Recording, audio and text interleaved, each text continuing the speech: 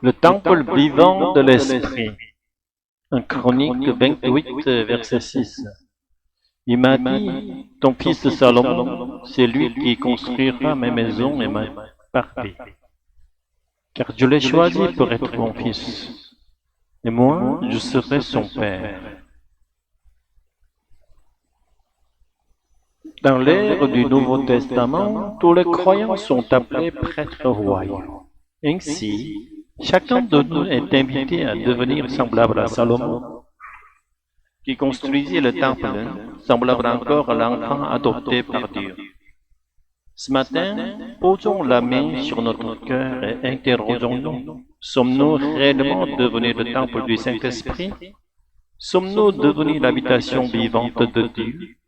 Y a-t-il au fond de notre être un parvis intérieur où l'Esprit de Jésus, venu à nous par le Saint-Esprit, puisse demeurer et converser avec nous dans l'intimité de l'amour? Un temple sans la présence de Dieu n'est qu'un édifice vide. De même, un cœur humain, créé à l'image de Dieu, mais où l'Esprit du Christ ne réside pas, demeure une vie privée de sa véritable plénitude. Sans la lumière de l'Esprit, nous restons prisonniers de notre simple condition charnelle, fragile et périssable, incapable de refléter la gloire pour laquelle nous avons été créés.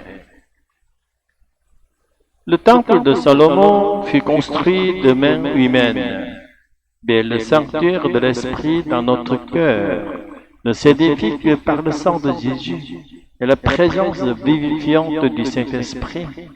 Notre rôle n'est pas d'aller réaliser les murs par nos propres forces, mais simplement d'ouvrir notre cœur, d'accueillir le Seigneur Jésus et son Esprit.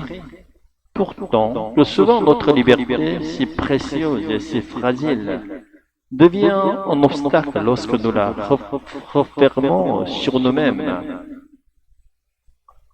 Aujourd'hui, dans 1 Chronique 28, 6, remplaçons le nom de Salomon par le nom de chacun de nous, en tant qu'épouse spirituelle du Christ, et laissons cette parole nous interpeller.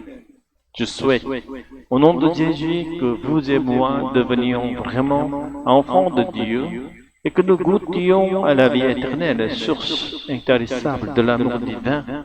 Alléluia. Amen. Seigneur, tout-puissant et tendre Père, fais de notre cœur un sanctuaire où ton esprit habite, un lieu de rencontre et d'amour où Jésus demeure avec nous.